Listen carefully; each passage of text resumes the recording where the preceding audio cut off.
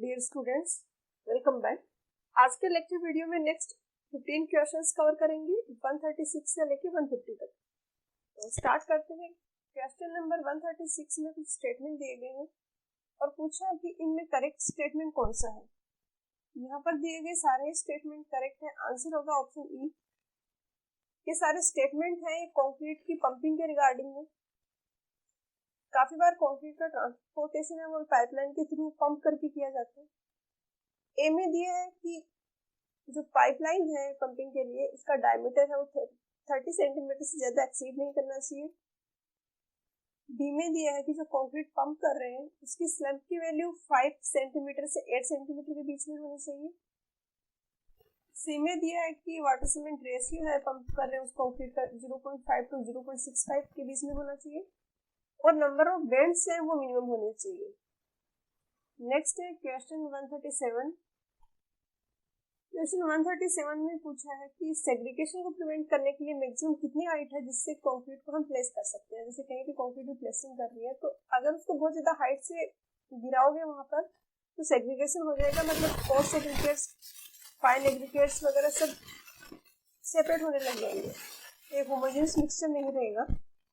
तो इसके लिए कोड में रेस्ट्रिक्शन गिवन है और ये हाइट होती है ये 150 सेंटीमीटर होती है। काफी जगह इसका आंसर आपको गलत मिलेगा, काफी जगह 100 से भी इसका आंसर दिया गया है। वेबसाइट्स पे कुछ बुक्स में भी आपको सेम आंसर मिलेगा, बट ये IS 456 में गिवन है पेज नंबर 26 पे। वहां पर दिया गया है कि ये एक जनरल गाइडलाइन है कि फ्री फॉल जो कंक्रीट का प्लेसिंग के टाइम हो रहा है वो 1.5 मीटर से ज्यादा नहीं होना चाहिए। तो आंसर यहाँ पे ऑप्शन बी होगा। नेक्स्ट है क्वेश्चन 138। क्वेश्चन 138 में पूछा है कि वो कौन सा प्रोसेस है जिसमें कि कंक्रीट की सरफेस को मॉइस्ट रखते हुए उसको हार्डनिंग होने दी जाती है। तो ये क्योरिंग होता है जिसमें कि हम कंटिन्यूअसली मॉइस्चर पहुंचाते हैं कंक्रीट को, वाटर स्प्रे करते हैं किसी और फॉर्म में, ताकि ओपरेशन के कारण जो वाटर का मॉइस्चर का लॉस हो रहा है उसका रिप्लेसमेंट होता रहे, क्योंकि जो सेटिंग की जो रिएक्शंस होती है उनमें वाटर रिक्वायर्ड होता है तो वो रिक्वायरमेंट फुलफिल होती रहे। तो कंटिन्यूअसली वहां पर हम मॉइस्ट रखते हैं सरफेस को और इस प्रोसेस को बोलते हैं क्योरिंग। नेक्स्ट है क्वेश्चन 139।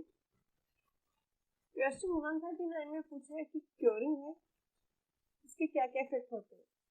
तो यहाँ पर भी आंसर होगा ऑप्शन डी। क्योरिंग है वो श्रिंकेज को रिड्यूस करता है, कंक्रीट की जो प्रॉपर्टीज है उनको प्रिजर्व करता है और लॉस ऑफ वाटर हो रहा है ऑपरेशन के कारण उसको भी प्रिवेंट करता है। हाइड्रेशन ऑफ सीमेंट होता है उसमें वाटर रिक्वायर्ड होता है, इसके लिए जो कैपिलरी फोर्स है वो फील्ड होने चाहिए वाटर से। अगर इवोपोरेशन के कारण वाटर है वो कम बचा है तो जो जेल फोर्स है उनमें चला जाएगा कैपिलरी फोर्स का वाटर, और कैपिलरी फोर्स एम्प्टी रहेंगी तो हाइड्रेशन प्रॉपर नहीं होगा। इसके लिए हम क्योरिंग के थ्रू वाटर है जो मॉइस्चर है वो प्रोवाइड करते रहते हैं ताकि जो कैपिलरी फोर्स है वो हमेशा फील्ड रहे और जो हाइड्रेशन का प्रोसेस है वो कंटिन्यू रहे। और इवोपोरेशन के कारण मॉइस्चर लॉस होता है, उसके कारण श्रिंकेज स्ट्रेसेस आते हैं कंक्रीट में। तो अगर प्रॉपर मॉइस्चर अवेलेबल रहेगा तो कंक्रीट में श्रिंकेज स्ट्रेसेस भी कम होंगे। नेक्स्ट है क्वेश्चन 140। क्वेश्चन 140 है कि पेवमेंट्स, फ्लोर्स, रूफ्स, स्लैब्स इनकी क्योरिंग के लिए कौन सा मेथड यूज करते हैं। तो इनकी क्योरिंग के लिए आउटर सरफेस के अलोंग यहाँ पर बंड्स बना दिए जाते हैं और इनके अंदर वाटर स्टोर कर देते हैं अराउंड 5 सेंटीमीटर डेप्थ तक। तो पॉन्ड जैसा बन जाता है यहाँ पे, इसलिए इस मेथड को बोलते हैं पॉन्डिंग मेथड। तो यहाँ पर आंसर होगा ऑप्शन बी। नेक्स्ट है क्वेश्चन 141। क्वेश्चन 141 में पूछा है कि लॉन्ग पीरियड तक अगर क्योरिंग करेंगे तो उससे क्या आंसर होगा। तो अगर लॉन्ग टाइम तक क्योरिंग करेंगे तो उसमें वॉल्यूम स्टेबिलिटी रहेगी, उस कंक्रीट है वो श्रिंक नहीं होगी, उसका वॉल्यूम है वो स्टेबल रहेगा। अगर कंक्रीट श्रिंक होती है तो कंक्रीट में स्ट्रेसेस आते हैं, उसके कारण उसकी ड्यूरेबिलिटी अच्छी नहीं होती। तो अगर प्रॉपर क्योरिंग है तो वॉल्यूम स्टेबिलिटी होगी तो उसमें स्ट्रेसेस नहीं आएंगे, तो क्रैक्स नहीं होंगे, तो वाटर रेजिस्टेंस भी अच्छा होगा, वाटर टाइटनेस और ड्यूरेबिलिटी भी होगी और उसकी स्ट्रेंथ भी अच्छी होगी। तो यहाँ पर आंसर हो जाएगा ऑप्शन ए। नेक्स्ट है क्वेश्चन 142। क्वेश्चन 142 में स्टेटमेंट दिए गए हैं और पूछा है यहाँ पे कि नॉर्मल कंडीशंस में ऑर्डिनरी पोर्टलैंड सीमेंट अगर हम यूज कर रहे हैं तो period of removal of formwork है, उसके रिगार्डिंग यहाँ पे कौन सा स्टेटमेंट करेक्ट है। तो यहाँ पर दिए गए सारे स्टेटमेंट करेक्ट है, आंसर होगा ऑप्शन ई। स्टेटमेंट ए में दिया है कि बीम सॉकेट्स के लिए रिमूवल करते फॉर्मवर्क और 7 डेज पे करते हैं। अगर बॉटम स्लैब का स्पैन है वो 4.6 मीटर या ज्यादा है तो 14 डेज पे करते हैं। बॉटम बीम्स है जिनका स्पैन है वो 6 मीटर से ज्यादा है तो 21 डेज पे करते हैं। और वर्टिकल साइड्स ऑफ कॉलम के लिए 2 डेज पे करते हैं।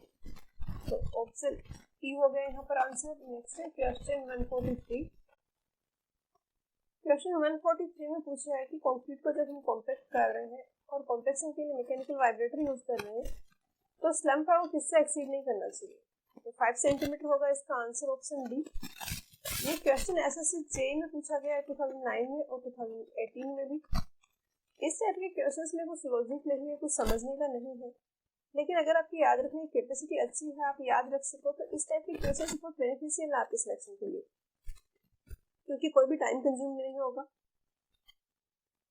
और मोस्टली जिन्होंने सिर्फ कंसेप्चुअल चीजें पढ़ी हैं वो इन क्वेश्चंस को आंसर भी नहीं कर पाएंगे, तो थोड़ा सा आपको बोनस मार्क्स टाइप हो जाएगा इस टाइप का क्वेश्चन। नेक्स्ट है क्वेश्चन 144। ये भी पिछले क्वेश्चन जैसा ही आपको याद रखनी है वैल्यू बस। यहाँ पर पूछा है कि कंक्रीट फ्लोर है जो सीमेंट वेयर हाउस का, उसकी मैक्सिमम थिकनेस कितनी होनी चाहिए। तो आंसर होगा सी 25 सेंटीमीटर। नेक्स्ट है क्वेश्चन 145। क्वेश्चन 145 में पूछा है कि कोई होल है, उसकी शटरिंग कितने टाइम में रिमूव कर सकते हैं। होल की डायमेंशन है 4 मीटर बाय 5 मीटर। एक तो यहाँ पर मेंशन नहीं किया है कि होल के कौन से कंपोनेंट की बात हो रही है, उसकी वॉल्स की बात हो रही है, बीम की, स्लैब की, किसकी बात हो रही है। तो इसके अकॉर्डिंग जो मैक्सिमम वाला होगा जिसकी कंपोनेंट की है उसके अकॉर्डिंग आंसर करेंगे। मैक्सिमम होगा वो स्लैब के लिए होगा। अब स्लैब के लिए यहाँ पर 2 डायमेंशन दी गई है 4 मीटर बाय 5 मीटर। तो एक तो ये स्लैब है वो 2 वे स्लैब है, क्योंकि 5/4 का जो रेशियो आ रहा है वो 2 से कम आ रहा है, तो ये 2 वे स्लैब है। अब दोनों के लिए डिफरेंट होगा। 4 मीटर के लिए होगा 7 डेज, क्योंकि जो स्लैब्स हैं जिनकी डायमेंशन 4.5 मीटर से कम है उनकी शटरिंग 7 डेज में रिमूव कर सकते हैं, और 5 मीटर से ज्यादा होती है उसके लिए हम 14 डेज में रिमूव कर सकते हैं। 4.5 मीटर से जो ज्यादा होती है।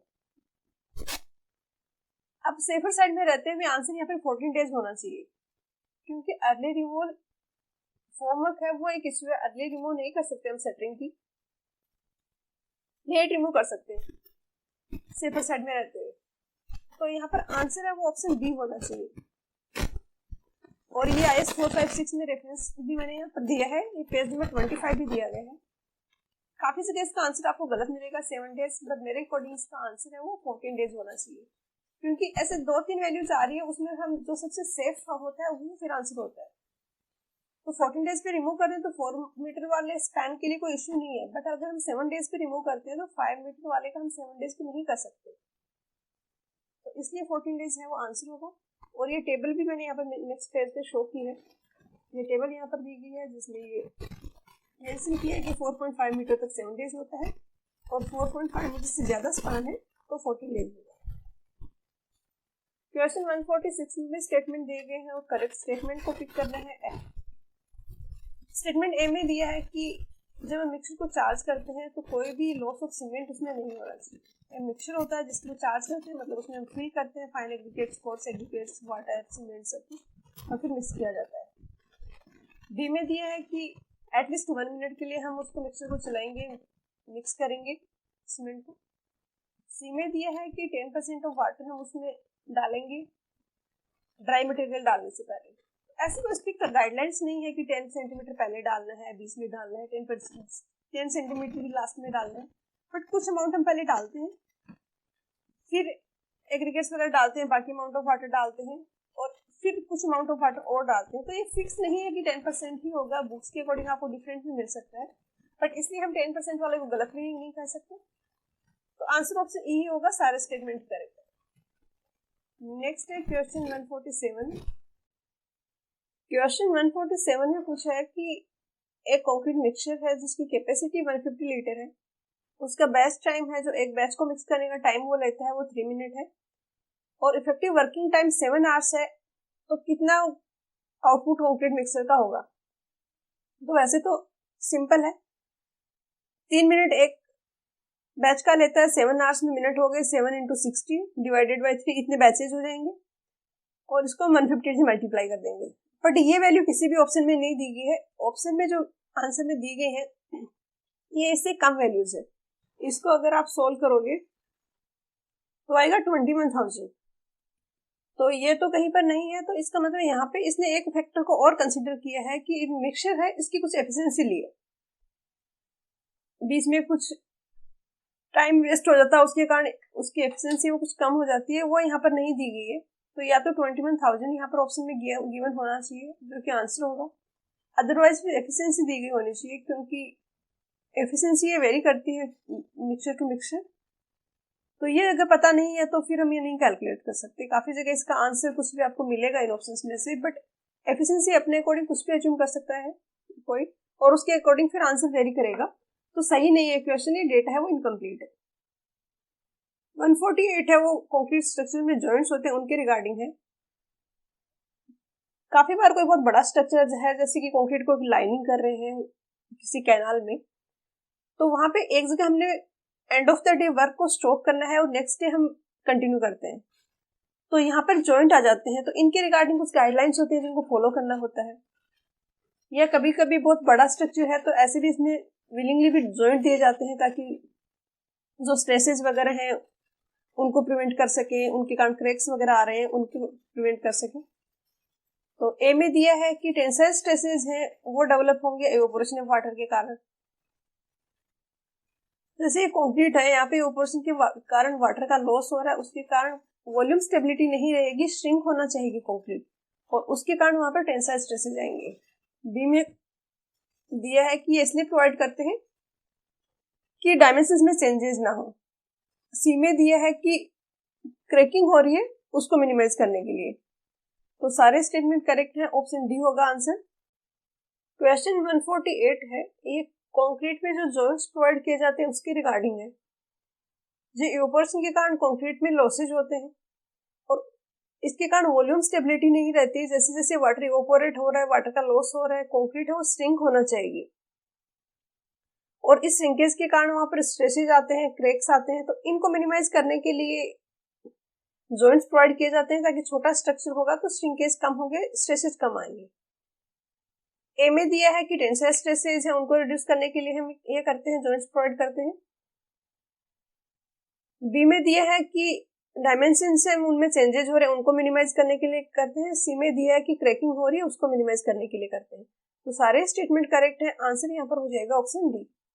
नेक्स्ट है क्वेश्चन 149। 149 है कॉम्पैक्शन के रिगार्डिंग का है। कंक्रीट को हमने प्लेस कर दिया, उसके बाद हम कंक्रीट को कॉम्पैक्ट करते हैं ताकि जो वॉइड्स है वहां पर वो मिनिमम हो, जो एयर्स है वो स्पिल हो जाए वहां से, और डेंसिटी वो मैक्सिमम हो, क्योंकि डेंसिटी मैक्सिमम होगी तो स्ट्रेंथ मैक्सिमम होगी। अगर वॉइड्स ज्यादा है तो स्ट्रेंथ अफेक्ट होगी, ड्यूरेबिलिटी अफेक्ट होगी। तो यही यहाँ पर स्टेटमेंट्स में दिया गया है। ए में दिया है कि एयर होल्स को एलिमिनेट करने के लिए कॉम्पैक्शन करते हैं। बी में दिया है कि मैक्सिमम डेंसिटी अचीव करने के लिए करते हैं। सी में दिया है कि कंक्रीट और जो एम्बेडेड मटेरियल है उसमें इंटीमेट कांटेक्ट हो, जो रेनफोर्समेंट हमने दिया है उसके प्रॉपर कांटेक्ट में आए कंक्रीट, उसके लिए करते हैं। तो सारे स्टेटमेंट करेक्ट है यहाँ पर, तो आंसर होगा ऑप्शन डी। क्वेश्चन 150 में पूछा है कि टू वेट कंक्रीट है तो उसका क्या इफेक्ट होगा। टू वेट कंक्रीट है मतलब बहुत ज्यादा वाटर ऐड कर दिया गया कंक्रीट में, तो यहाँ पर आंसर होगा option E. To wet concrete में जो वाटर और सीमेंट है वो सरफेस पे आ जाएंगे और वहां पे एक चौकी मटेरियल की एक लेयर बन जाएगी जिसको बोलते हैं लेटेंस। सेग्रीगेशन आपको पता ही है कि कोर्स एग्रीगेट्स, फाइन एग्रीगेट्स अलग होने लग जाएंगे। एक्सेसिव लेटेंस मतलब जो टॉप सरफेस है उसमें सीमेंट और वाटर बहुत ज्यादा है।